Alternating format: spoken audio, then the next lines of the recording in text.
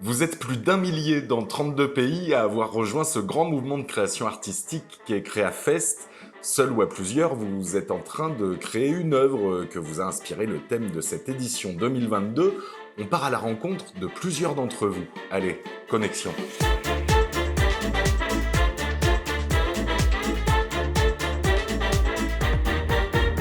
Bonjour tout le monde. Bonjour. Sushi Chen, bonjour. Bonjour. Quel temps fait-il à Séoul? Il fait très beau en ce moment, c'est le printemps. Donc on est à Séoul, on est au lycée français de Séoul. Vous êtes professeur d'art plastique et de technologie et vous participez à CréaFest. Oui, depuis 2 ans. Vous aviez participé donc l'année dernière. Beaucoup même. Quelle expérience c'était? Qu'est-ce que vous en retenez de votre première participation l'année dernière?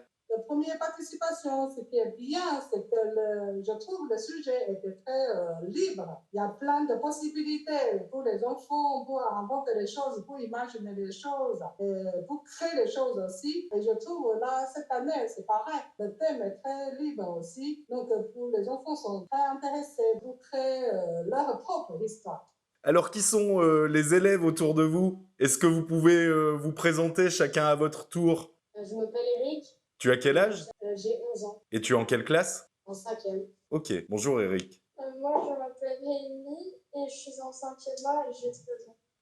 Bonjour, je m'appelle Dioline, j'ai 13 ans et je suis en quatrième. Bonjour, je m'appelle Noémie Bezo, j'ai 13 ans et je suis en quatrième.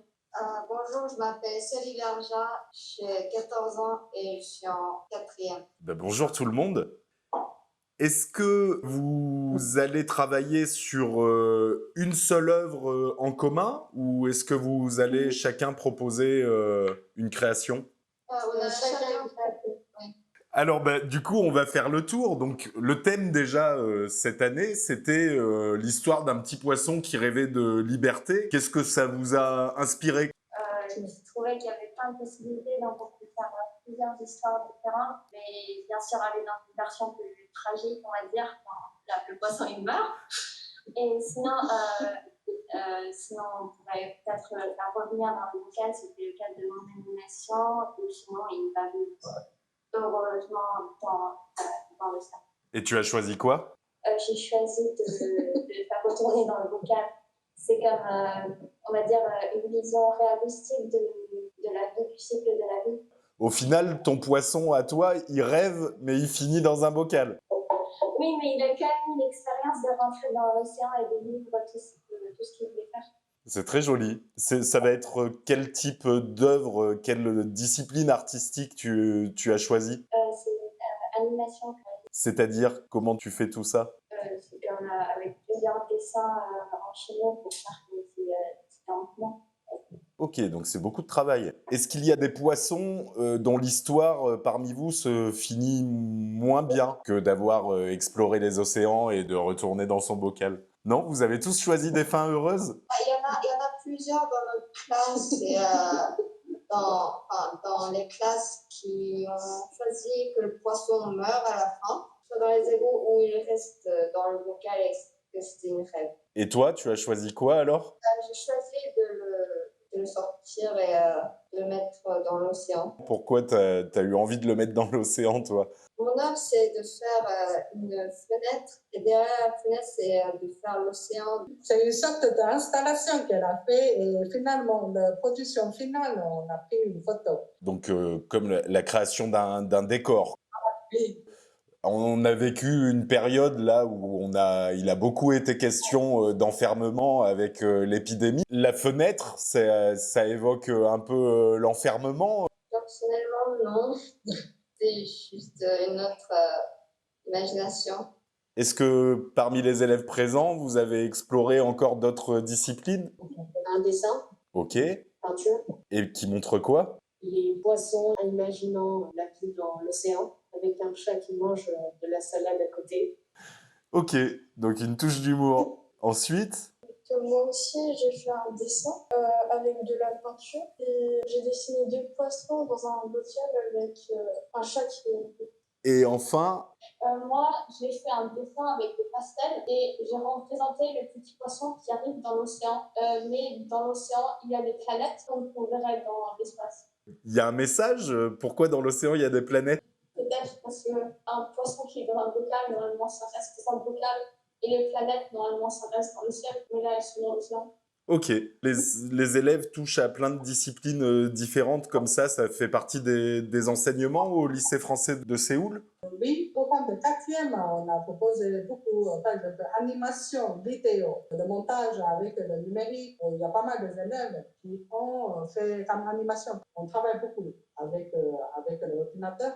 Et dans le programme de cinquième, on fait un peu plus classique. Donc, il y a la peinture, il y a le dessin et tout comme ça. On touche un peu partout comme de différentes techniques. C'est pour ça qu'ils sont un peu différents pour le. Est-ce que ça change quelque chose de répondre comme ça à un thème dans le cadre d'un événement par rapport à un cours classique d'art plastique? Ici, le cours est très libre. Le thème que je donnais souvent, par exemple, c'est la technique. J'aime beaucoup la façon que vous présentez votre sujet.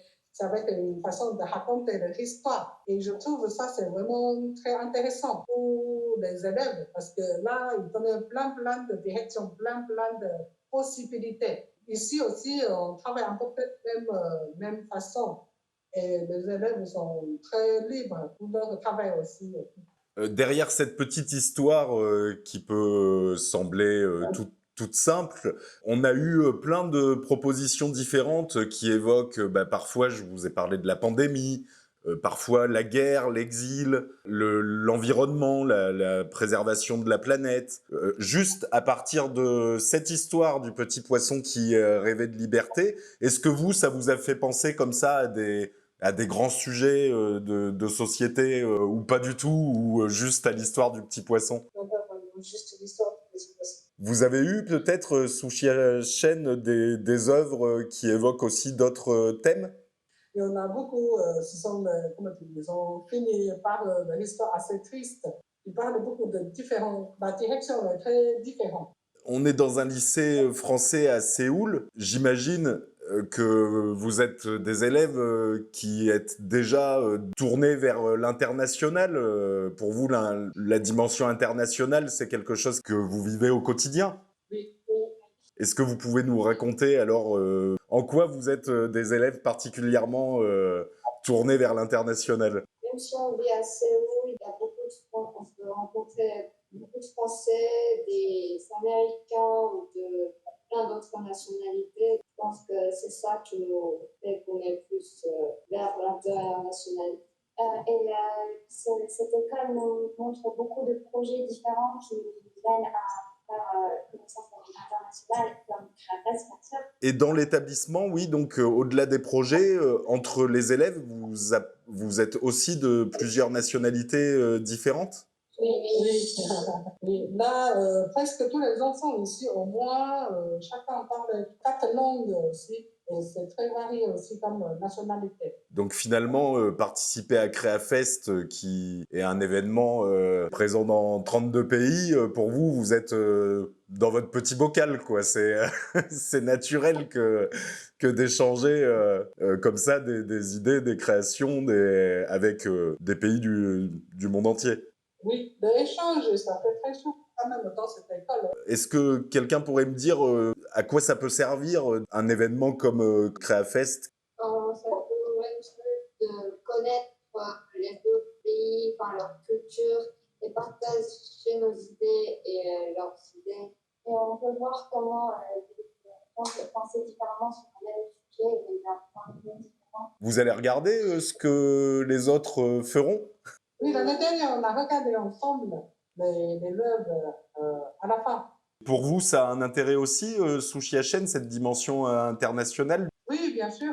Là, c'est un très grand événement pour l'année, pour nous aussi, parce qu'on a y pensé, mais évidemment, je leur demande que ce n'est pas une obligation, mais quand même, en dehors de mon cours, j'ai beaucoup demandé d'aller participer. Et après, venir avec leur création, et tout comme ça. On échange. Et ça leur plaît aussi, et ils ont envie quand même de créer des choses. Maintenant, j'ai hâte de voir ce que vous aurez produit. Merci. Merci beaucoup pour ton invitation. Voilà. C'était chouette d'échanger avec vous. Ça fait plaisir. Merci. Au revoir et bonne journée sous le soleil du printemps à Séoul. Merci. Vous aussi. Au revoir. Et rendez-vous le 15 juin pour découvrir la sélection officielle de CréaFest 2022.